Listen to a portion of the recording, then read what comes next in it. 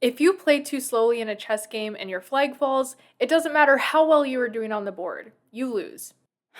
Alright, now to convert the win with 2 minutes left. Oh no, no, no, no, no. Okay.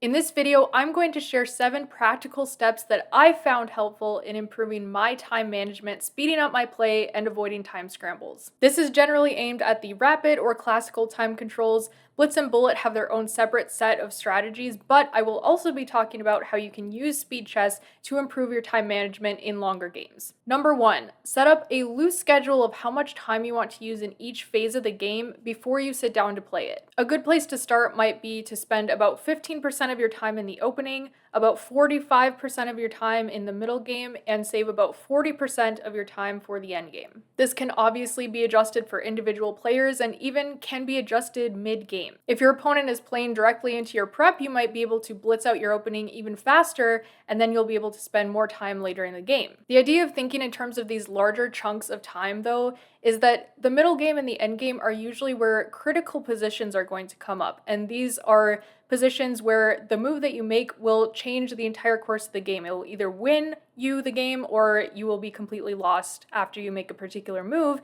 and you often have to calculate a lot of variations to make sure that you're going to make the right move in these critical positions. Another way to think about this, especially kind of like in the moment, is I will not be more than X minutes lower than my opponent. So for example, I play a lot of 10-minute games online, and my mindset going into that is, especially if my opponent is like really blitzing out their moves, is that I will try not to be more than a minute down from my opponent's time. Because at the end of the day, if you have 1 minute on the clock and they have 5 minutes on the clock, chances are, unless you've got some kind of a mating net going, you're probably not going to be able to salvage that game. Chess is all about making the best moves that you can in the time that you have. And so if you don't have one of those things, then you're just not playing your best chess. Number 2, after every single move, check the clock. For a while, especially when I was playing over the board chess, I would get so wrapped up in the position on the board that I would completely forget to look at the clock, and then when I finally did, I would find that I had about 30 seconds left. So if you really want to hold yourself accountable for your time management skills,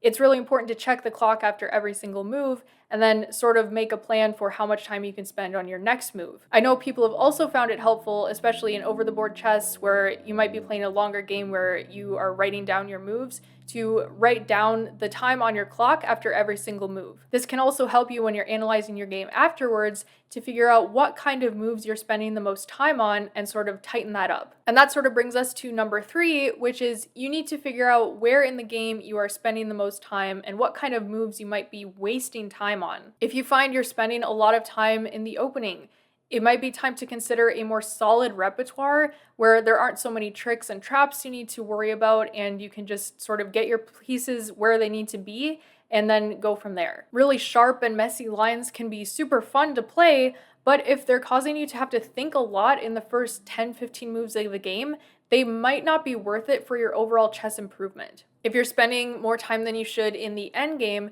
it's probably time to brush up on your super basic endgames. If you can recognize basic king, pawn, rook endgame patterns, you should be able to convert a win very easily and hold the draw without really thinking. Studying the endgame will also help if you often are struggling in the middle game, because you will know and have the confidence to be able to trade down to a favorable endgame and then convert the position from there. You might also notice that there are just certain types of moves that you often spend way too much time on. For example, maybe the first move where you feel you're officially out of your opening prep and you're not sure what to do, and so you just spend a crazy amount of time trying to figure out some kind of a plan. A lot of times it just comes down to gaining more experience, but if you know that this is an area where you're struggling, it helps to at least be aware of that so that you can keep that in mind and force yourself to play just a little bit faster in those situations. Number 4, don't spend more than a few seconds on forced moves. For me, this tends to happen if it was a move I wasn't expecting. So for example, say you have this quiet looking position and suddenly we have bishop f4 check.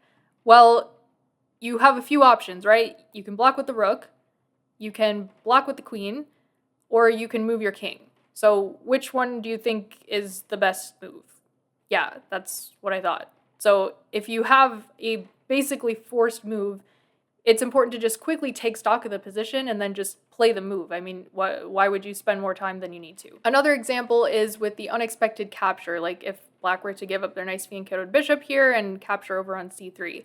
Now, of course, with a quick scan of the position, we should see that we don't have any greater threats that we can create that would prevent us from recapturing this piece. And even though it gives us doubled pawns, it doesn't matter because material at this point in the game is much more important. We would rather have the doubled pawns, right, than be down 3 points of material and let this bishop escape. So a lot of times this is where the overthinking starts, because you start to think a lot further ahead than you need to. In the moment, you just need to regain the material that you've just lost, and then you can think sort of in terms of the positional weakness this might have created and how you can maybe create plans to get around that. But there's no use wasting your time here, because at the end of the day, you're just going to capture this piece back. There's no question about it. Black does not have any other threats that would prevent you from making this move. And so those are the kinds of things that you can tighten up to improve your time management further in the game. Now, of course, there are positions where you don't want to capture back. Maybe you have some kind of a check or you have some bigger threat. And those are more critical positions that you can spend more time on. But that is just something that you learn with experience and being able to quickly scan a position and realize that, yeah, I really don't have anything here. Let's just not waste any more time. Let's just recapture the piece. Number 5, it's important to be aware of your opponent's time. I talked earlier about how it might be helpful for you to think in terms of, I don't want to be down more than X minutes from my opponent's time. But this is, of course, a goal. And sometimes you're going to be way further down on time, and sometimes you're going to be up on time. So I think a lot of times with slower players like myself is that when you are up on time, there's kind of a panic or like a temptation to rush so that you can retain your time advantage. It's not worth it to play a bad move and potentially lose material or lose the game just because you want to keep your time advantage. You still have to play the position that's on the board. But of course, you should try to spend as much time as the position needs for you to make the best move. So a lot of times, if I'm up on time, I'll say, okay, I'm up, say 5 minutes on my opponent.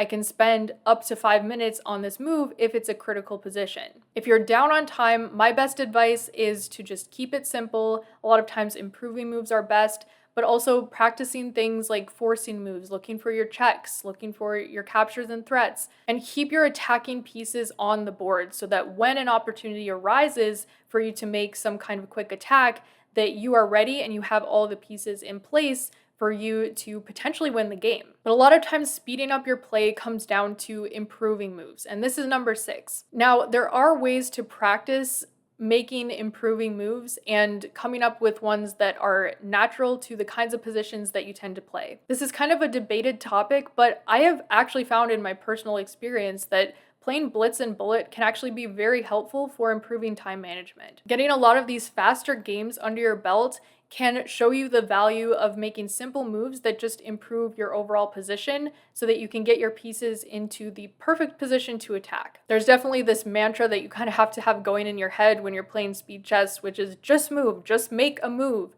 And that can actually be really helpful if you're down on time in even a longer game. It doesn't have to be the perfect move, it just has to be good enough to hold your position together. And then when you're in a game, especially like a rapid game, once you get down to 5 minutes, 3 minutes, 1 minute, you can sort of switch your brain into speed chess mode, and hopefully that will help you make these kinds of moves even faster. And finally, number 7, you need to think on your opponent's time. Your opponent's time is extremely valuable, and you shouldn't be sitting at the board daydreaming while your opponent's clock is running. Try to stay focused on the game, and I would recommend shifting your mindset away from trying to predict your opponent's moves to thinking about your own plan if your opponent plays just a waiting move that doesn't affect it. Of course, if you're in the kind of position where it's a little bit more forced and there are only a couple possible responses your opponent could have to your last move, then it might be worth thinking about what they could potentially play.